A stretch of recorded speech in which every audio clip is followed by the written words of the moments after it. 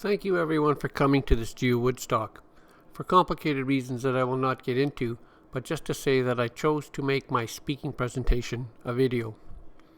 I will keep this up on the YouTube channel for a short period of time of a couple weeks.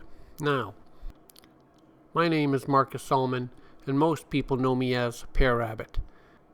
I will talk to you about some of my creative creations, which of course becomes a spoiler to some people and an inspiration for ideas to others, or so I hope. For us as a family, geocaching started in 2012. Bean Bunny, my daughter, asked for my help to make a geocache for her to hide. Of course, I knew zilch and asked, "What's geocaching?" This was the first time I heard of this game. Bean Bunny had learnt the game at school as part of outdoor activities. So there we were, perusing the internet for ideas, and Rocket Rabbit Riot was born. My first build, and I never even found a cache yet. Bean Bunny was the boss. Most of my work went to her cache ownership, but of course I was hooked finding and making geocaches. A feeling I think a lot of people know too well of how addictive the game can be. The first few items made were micros. I made them from pieces of pipe and Soda-Nex covered in camouflage of the natural variety. Goob glue, waterproof PVA glue, and spar varnish were my go-to adhesives for mixing and covering the various items. I would experiment with gourds, coconuts, as well as the typical containers and pipes. The ingredient list also grew in variety. I now have jars of chopped fir needles, ground up spruce cones, grass, moss, pistachio shells tossed into the blender, sandblasting mediums such as walnut grit, pool water filter system powders like perlite, diatomaceous earth, and cellulose. I sift sands. Some are dark brown and look like brownie batter mix when added to the resin at casting time. Other sands are white dolomite and colored varieties from the hobby craft stores. Glow-in-the-dark crystals and powders make nice rocks for night caching finals, or so I hope. Our cat donates natural fibers, as do I. Those hand warmer packets you use in wintertime? Yep, that too, once it's all used up. Before I owned my own dust collection system, I had Bean Bunny raid the high school wood shop filter system for a couple 5-gallon pails worth of sawdust. She's quite the trooper, not too embarrassed. I sifted to get large, medium, and fine chips to work with. Sometimes I'll add about a half a cup of acrylic paint, thinned down to a milk-like viscosity, add that into an ice cream pail full of sawdust just to color it. This gives some character to the rocks. As my craziness to make more host containers increased, I moved into resin casting and silicone molds. Again, YouTube helps one find frugal ways to make these molds. I even found epoxy resin that does not give off any noxious fumes. So now I can work indoors and no venting during the winter. You gotta love modern technology for that. The downside to this obsession is that while hiking, I would see that perfect rock and have a need to carry it a long, long way back to the car. Most folks bring back souvenir trinkets. I return home with rocks, sticks, and cow dung. Who knew geocaching could be so much fun? So, going back to that cow turd idea. Back in 2017, Swift Current hosted WestCan 7, a mega event in Saskatchewan. The night cache event had us walking through a cow pasture after the final. The walk back to our cars. A precarious walk back to the cars because some spots were soft to step on. Some might say fresh, but my sense of smell was not so good. Never mind the pretty starry night, flashlights on. We were walking through a bovine minefield. It was then up and close and personal that I thought, hey, I should make a mold from these. So the day we left for home, we detoured back to the pasture and went shopping. You stroll along. Ooh, that one looks nice. Wait, nope, too many bug holes. How about that one? No, there's a piece of grass growing through it, and so on. In the end, we took 4 dry, and I repeat dry, pieces home. I fumigated each pie under a box with a pyrethrum mosquito coil burning and smoking out the bugs dead. And this is where I'll stop with the cow pie story, because from this point on it gets rather technical in the mold making, and I don't have any images to follow along with that. Sometimes my creativeness leads me to some rule breaking, but then again this leads to some hides not too many geosenses pick up, so it keeps the more experienced geocachers busy. I live by 2 rules. Forgiveness is easier to get than permission, and that the law is 9/10 enforcement. At one time my front sidewalk was ground zero. I get along with the neighbors so no one reported me. So there I sat on the road, SDS drill with a 1-inch diameter drill bit, and I drilled a 3-inch deep hole into the curb face. To finish, a silicone plug covered with the concrete drill dust while it was still curing hid the hole really good. Plastic pipe is an awesome product to work with. It's solid, it becomes soft in the oven, it glues easily, and most diameters up to 2-inch I have been able to get a plastic bottleneck glued on top of it. With those 2-inch ones, however, that's those really large juice bottles that come with a built-on handle, but you know, it works. I also grabbed those counter laminate samples and the PVC siding samples from the home build store displays. These make great end covers to the pipe. This way your stock of large bottlenecks can go further to make more muggle pipe bombs. Yes, dress them up to not look dangerous to that nervous muggle who worries there are too many strangers dealing drugs in the bushes by their place. But really, camouflaging helps break up the geometric sight lines of that cylinder. I make what I call warts and scars with leftover resin paste from the last creation, or simply mix sawdust or sand with some waterproof PVA glue, and then when it's all dry, I glue them onto the pipe. Finish with a smear of goop glue and sprinkle, then pack on the dried crushed leaves or ground up pistachio shells that you made in the blender in the kitchen when she who must be obeyed was working that Saturday. But remember to wash and put it away properly, because when you forget, you have some explaining to do. Trust me, I know. I really enjoy cutting and working plastic into donuts. That's one of my favorites. They seem so cool when finished. This is a version of the pipe and stick chase, where you raise the container using 2 sticks and the holes in the pipe. This next picture, the donut looks kind of anemic. The next time I will use 3 or 4-inch diameter pipe. And then I might even fit a 2-inch diameter pipe inside to create some sort of 3-dimensional maze. I think that would be an evil but awesome cache. Carrying on. I make what I call flat buffalo tubes to conceal a Ziploc bag with a log sheet. Since it's not watertight, it starts with a short piece of pipe with the ends cut square. The first pick is my cutter bit with a wood depth gauge bushing I made from a piece of dowel. Then I'll take this Dremel and cut a groove along the inside edge, and this will be a track for the sliding lid. Pipe heated at 300 degrees Fahrenheit in the oven is then squashed flat with a piece of wood inside to create a space. These make a nice flat style container. I use 2 pieces of stone counter slab salvaged from the Stone Counter Company's garbage bin, or you could just use 2 2x6s clamped together. Let it cool, then trim the edge square. Lastly, saw cut a slot through the pipe to meet up with that groove. Some fine fiddling to smooth out and get the cut aligned may be needed, but it all works out in the end. The other end is closed off with some laminate. Vinyl siding samples are used to make the cover. Cut, sand, scrape some more, cut some more, sand some more, tweak it to make it fit. It's a slow process to make it a good fit. Paint it rusty, add or recess some magnets on the side, and you could hide this on some metal building or old equipment. Or camouflage it with glued on dirt and pieces of fake plant leaves. With a hook glued on it, you can hang it from a tree or a bush. From an old idea of a water cache, I began another gadget cache. I repurposed the old red herrings cache to use water, electricity, and air. How more fun can that be?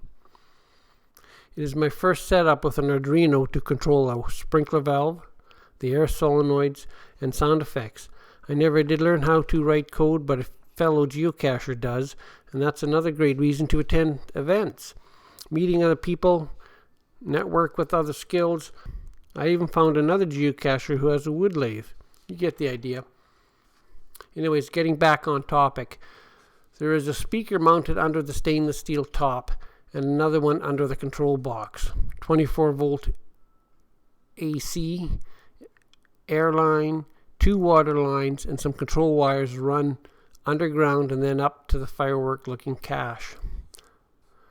So with the electrics wired, the computer code written, water sensors tweaked, and sound effects recorded, it was ready to go.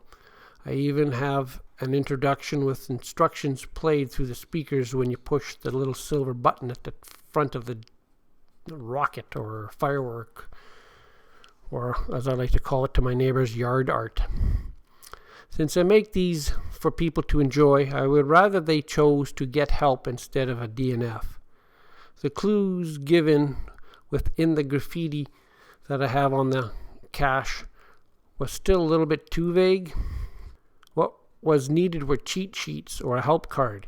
People like a challenge, but after a while, the fun starts to wane. So I made a container.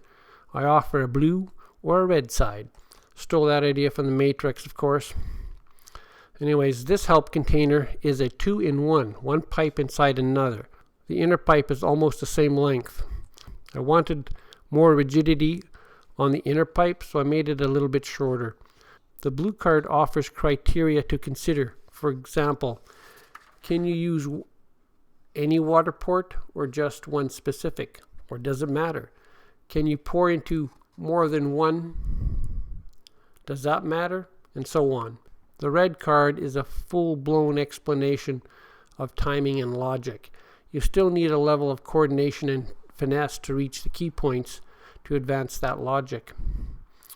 Once successful, however, the float will rise and the combination to the treasure chest is revealed. And here, warning, spoiler on the next image, because if you don't want to see what's inside the treasure chest, close your eyes. So with this, the log sheet is on inside the tray, and as you notice, the treasure chest is not all that there is. Okay, you can open your eyes again. To recap how this works, press a button to play the introduction and start the playtime. An RV wastewater gate that I made to open and close with an air cylinder is what keeps or dumps the 8 liters of water within the rocket. Some nozzles spray high volume of water, some lower pressure, and others blast air. Sound effects will also play at certain moments. I don't want to give too much away in case somebody wants to try this thing out, and I'll leave some elements of surprise. But however, you must figure out what it takes to keep the water in. In the future, I'll have sprayers hidden around the cache. That way your muggle friend who is not playing but only watching will also get to enjoy the cache. As a random thought to make a boot cache, I took an old steel-toed work boot, thinking to use the steel toe cap as the hiding spot. So I sliced the leather close to the sole and around the front. When I lift up the toe cap of the boot, I discovered how the boot has a liner to keep the steel cap from irritating the foot. Perfect, I thought. I pushed back the inner liner to create a pocket, and then I glue the cap to the leather upper, and now I have a hinged toe cap. I believe I varnished the footbed to keep the loose material together. Just drill a recessed hole in the footbed at the front area of the toe and glue in a magnet to keep the toe cap closed, and voila, you've got a geocache. I do most, if not all, of the building of caches in the winter months. Then spring comes and I have other chores to do. However, this one is almost completed. Now about that anemic looking donut. Let us deconstruct this cache from finish to its humble beginning. That icing was made from some denim fondant. I simply cut out a shape from old jeans and then coated it with resin and then laid it down. The pattern was simply a trace of the inner and outer circle of the ring, and then I drew in the drips past those lines. This segmented torus has obstacles built in.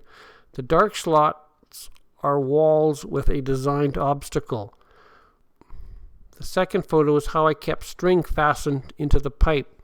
Bamboo skewers wedged that string, and then some crazy glue is all daubed on to hold it in place. Here you see a sample segment. Below that you can see the cut made in the pipe for a barrier to fit into it.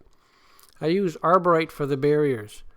It is traced out and cut for the inner diameter and the outer diameter plus the obstacle course. Those holes are just large enough for that marble to pass through. You can see here the string inside. The string was more work than I thought to make it line up inside. As you can see, my dowel plug repairs where the string did not work well as an obstacle to the marble.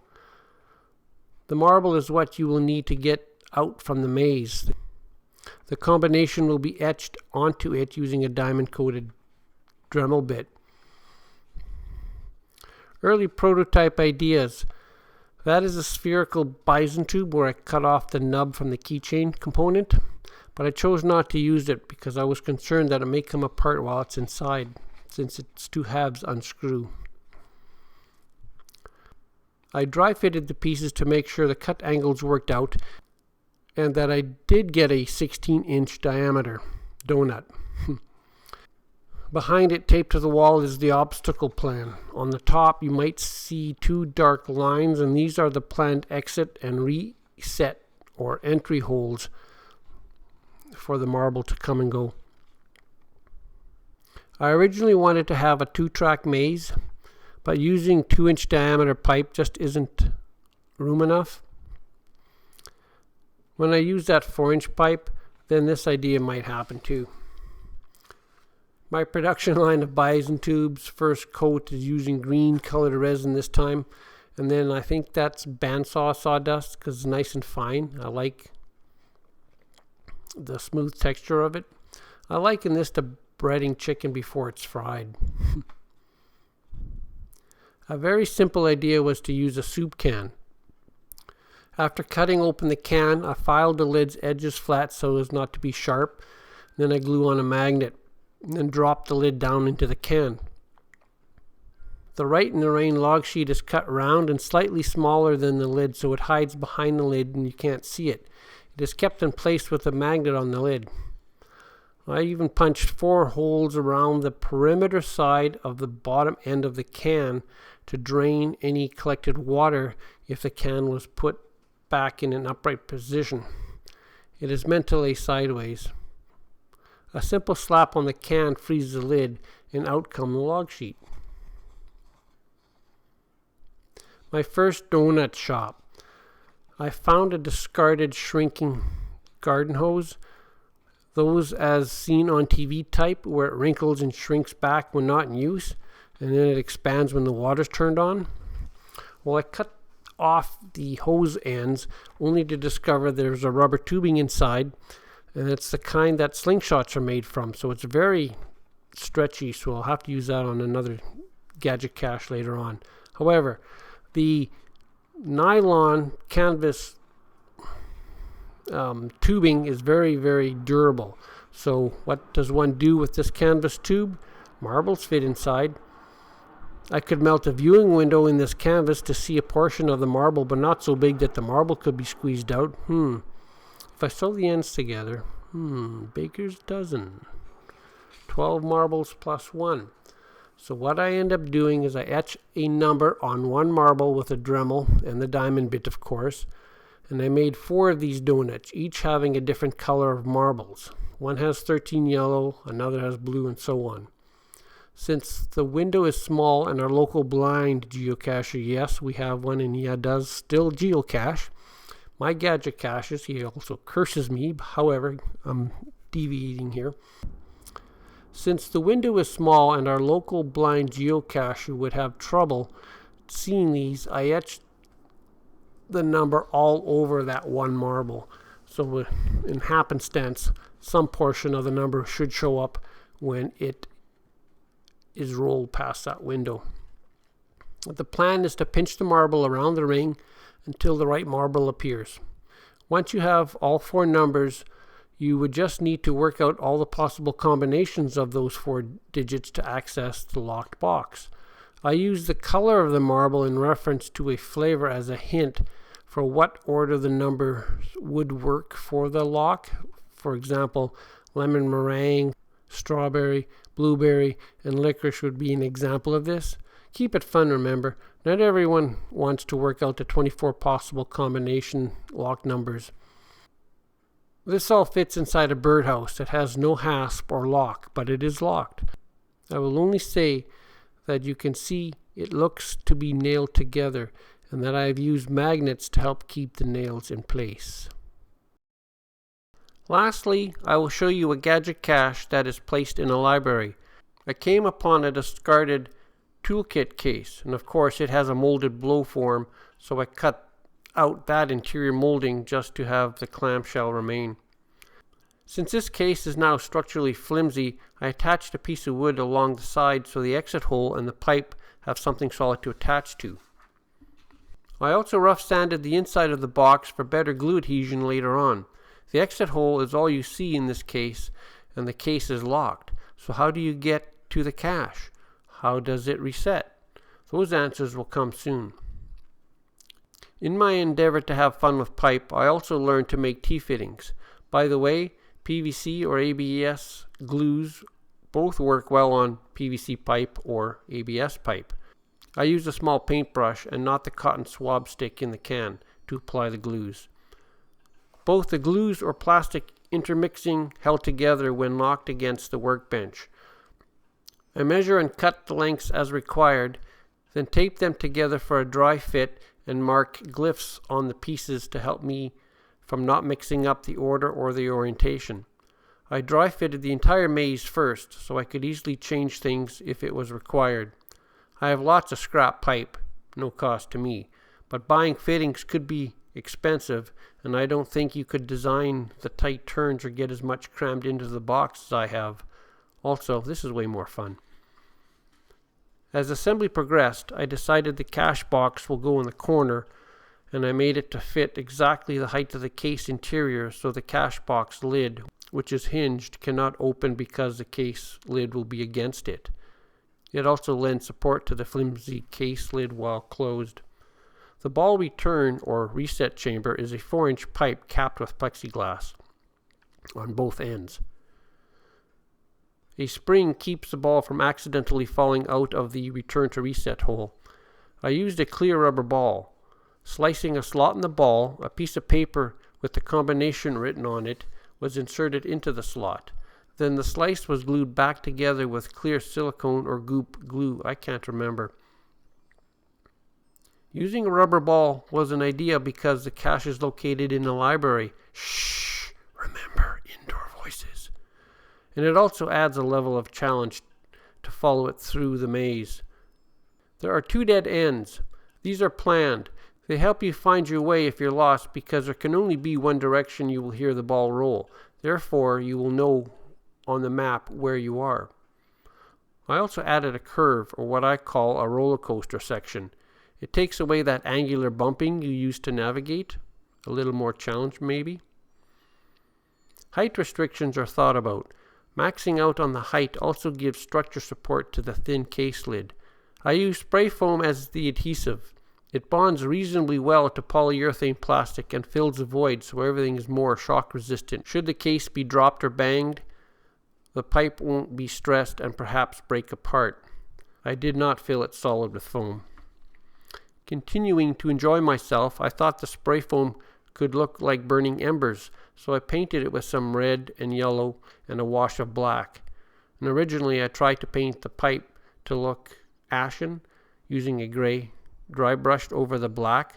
but I lacked the talent in painting, so I just repainted it all black. The cache box is a cool blue of water. To finish the case, I added a cap for the hole to deter muggles from adding litter inside, or to have the ball escape accidentally if a muggle tries to partially play. Unexpectedly, it is heavy, so I suggested one sits in a chair and places the box on their lap while working through the puzzle.